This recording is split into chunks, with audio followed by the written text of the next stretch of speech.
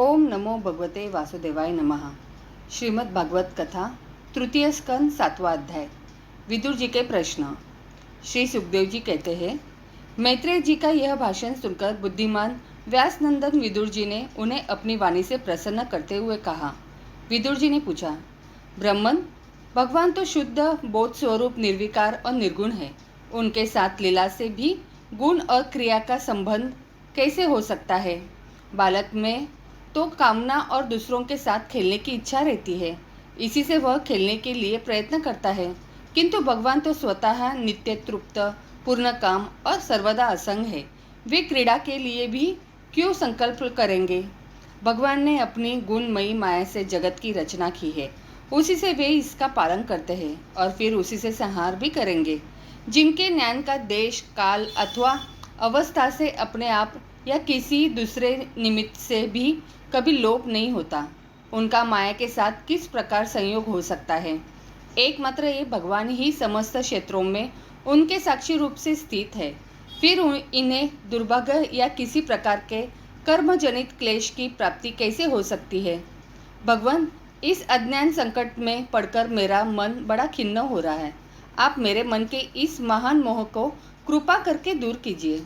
श्री सुखदेव जी कहते हैं, तत्व जिज्ञासु विदुर जी का यह प्रेरणा प्राप्त कर अहंकारीन श्री मैत्रेय जी ने भगवान का स्मरण करते हुए मुस्कुराते हुए कहा। श्री मैत्रेय जी ने कहा, जो आत्मा सबका स्वामी और सर्वथा मुक्त स्वरूप है, वही दीनता और बंधन को प्राप्त हो। यह बात युक्ति विरुद्ध अवश्य है, किंतु वस्तुतः यही तो भगवान की माया है। जिस प्रकार स्वप्न देखने वाले पुरुष को अपना सिर कटना आदि व्यापार न होने पर भी अज्ञान के कारण सत्यवत भासते हैं, उसी प्रकार इस जीव को बंधन आदि न होते हुए भी अज्ञानवश भास रहे हैं। यदि यह कहा जाए कि फिर ईश्वर में इनकी प्रतीति क्यों नहीं होती, तो इसका उत्तर यह है कि जिस प्रकार जल में होने वाली कंप आदि क्रिया जल में दिखने वाली चंद्रमा के प्रतिबिंब में न होने पर भी भासती है, आकाशस्थ चंद्रमा में नहीं, उसी प्रकार देहाभिमान जीव में ही देह के मिथ्या धर्मों की प्रतीति होती है, परमात्मा में नहीं। निष्काम भाव से धर्मों का आचरण करने पर भगवत कृपा से प्राप्त हुए भक्ति योग के द्वारा यह प्रतीति धीरे धीरे निवृत्त हो जाती है।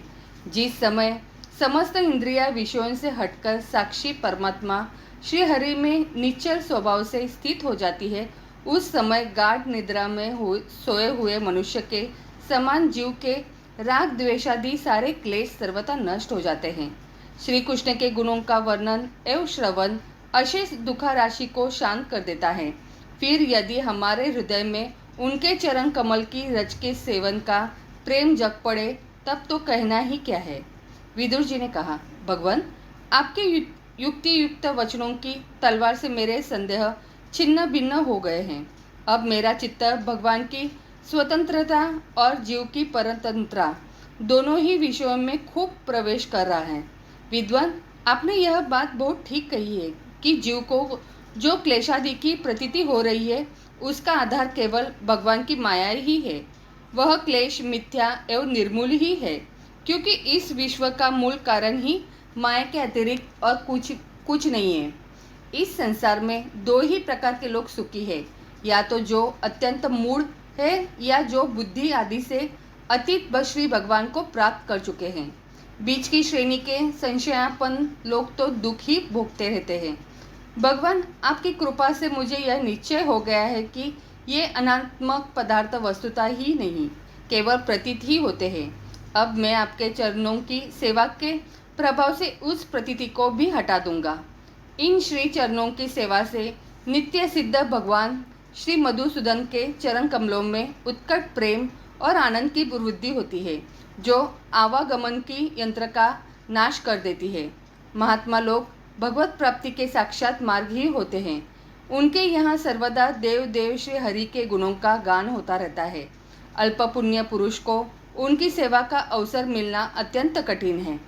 भगवान, आपने कहा कि सृष्टि के प्रारंभ में भगवान ने क्रमशः महादादि तत्व और उनके विकारों को रचकर फिर उनके अंशों से विराट को उत्पन्न किया और इसके पश्चात वे स्वयं उसमें प्रविष्ट हो गए। उन विराट के हजारों पैर, जांघें और बाहें हैं। उन्हीं को वेद आदि पुरुष कहते हैं। उन्हीं में ये सब लोग विस्तृत रूप से स्थित है।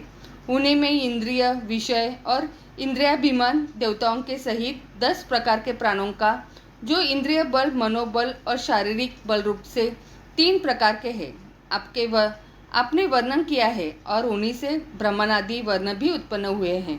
अब आप मुझे उनकी ब्रह्मादि विभूतियों का वर्णन सुनाइए, जिनसे पुत्र, पौत्र, नाती और कुटुंबियों के सहित तरह तरह की प्रजा उत्पन्न हुई और उससे यह सारा ब्रह्मांड भर गया।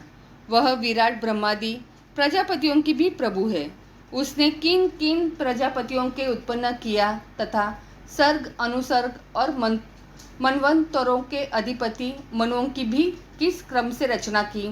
मैत्रेय जी, उन मनुओं के वंश और वंशधर राजाओं के चरित्रों का, पृथ्वी के ऊपर और नीचे के लोकों तथा भूलोकों के विस्तार और स्थिति का भी वर्णन कीजिए तथा यह भी बताइए कि तिर्यक, मनुष्य, देवता, सरीसृप और पक्षी जथा जरायुज, स्वेदेज, अंडज और उद्भिज, ये 4 प्रकार के प्राणी किस प्रकार उत्पन्न हुए। श्री हरि ने सृष्टि करते समय जगत की उत्पत्ति, स्थिति और संहार के लिए गुणोत्तर ब्रह्मा, विष्णु और महादेव रूप से जो कल्याणकारी लीलाएं की, उनका भी वर्णन कीजिए।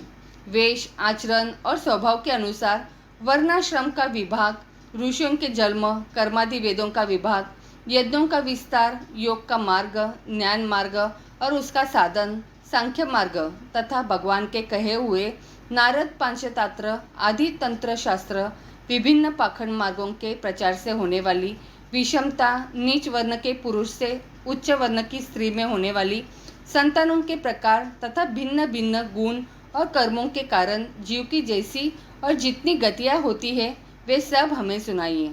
ब्रह्मन, धर्म, अर्थ, काम और मोक्ष की प्राप्ति के परस्पर अविरोधी साधनों का, वाणिज्य, दंड नीति और शास्त्र श्रवण की विधियों का, श्राद्ध की विधि का, पितृगणों की सृष्टि का तथा काल चक्र में ग्रह, नक्षत्र और तारागण की स्थिति का भी अलग अलग वर्णन कीजिए। दान, तप तथा इष्ट और पूर्त कर्मों का क्या फल है।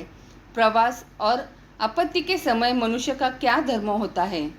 निष्पाप मैत्रेय जी, धर्म के मूल कारण श्री जनार्दन भगवान किस आचरण से संतुष्ट होते हैं और किन पर अनुग्रह करते हैं, यह वर्णन कीजिए। द्विजर, दीनवत्सल गुरुजन अपने अनुगत शिष्यों और पुत्रों की बिना पूछे भी उनके हित की बात बतला दिया करते हैं। भगवान, उन महादादी तत्वों का प्रलय कितने प्रकार का है तथा जब भगवान योग निद्रा में शयन करते हैं, तब उनमें से कौन कौन तत्व उनकी सेवा करते हैं और कौन उनमें लीन हो जाता है। जीव का तत्व, परमेश्वर का स्वरूप, उपनिषद प्रतिपादित ज्ञान तथा गुरु शिष्य का पारस्परिक प्रयोजन क्या है। पवित्रात्मा विद्वानों ने उस ज्ञान की प्राप्ति के क्या क्या उपाय बतलाए हैं, क्योंकि मनुष्यों को ज्ञान, भक्ति अथवा वैराग्य की प्राप्ति अपने आप तो हो नहीं सकती। ब्रह्मन, माया मोह के कारण मेरी विचार दृष्टि नष्ट हो गई है। मैं अज्ञ हूँ, आप मेरे परम सुहृद है। अंततः श्री हरि लीला का ज्ञान प्राप्त करने की इच्छा से मैंने जो प्रश्न किए हैं, उनका उत्तर मुझे दीजिए। पुण्य में मैत्रेय जी, भगवत के उपदेश द्वारा जीव को जन्म मृत्यु से छुड़ाकर उसे अभय कर देने में जो पुण्य होता है, समस्त वेदों के अध्ययन, यज्ञ, तपस्या और दानादि से होने वाला पुण्य उस पुण्य के 16वें अंश के बराबर भी नहीं हो सकता। श्री सुखदेव जी कहते हैं, राजन, जब कुरुक्षेत्र विदुर जी ने मुनिवर मैत्रेय जी से इस प्रकार पुराना विषयक प्रश्न किए, तब भगवत वर्चा के लिए प्रेरित किए जाने के कारण वे बड़े प्रसन्न हुए और मुस्कुराकर उनसे कहने लगे। आगे की कथा अगले अध्याय में। तो बोलो प्रेम से राधे राधे।